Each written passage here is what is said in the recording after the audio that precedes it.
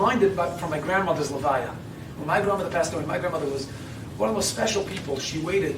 If there was a person who waited for Mashiach, it was my grandmother. Every time I spoke to her and I called her, the question she would ask me, she would say, no, when is Mashiach coming? I said, Bobby, I wish I knew.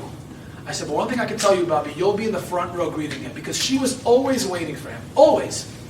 Now, but I didn't even know how special my own Bobby was. I didn't know this. My own Bobby, until her funeral, when I listened to the eulogy of my uncle talking about her, and he said, this is amazing, he said that my own Bobby, my grandmother, had a bracelet that she received from my grandfather as a kala, and when my grandfather passed away, she passed away 25 years before her, she took the bracelet and put it in a plastic bag with a piece of paper in her own handwriting and donated her bracelet to the Beis HaMikdash when Mashiach will come.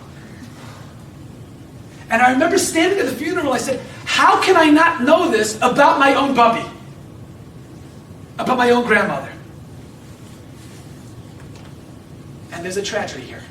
The tragedy is that we don't know, and sometimes we're not curious enough to ask our grandparents about their life story, about their heritage, about their Mesirat Nefesh.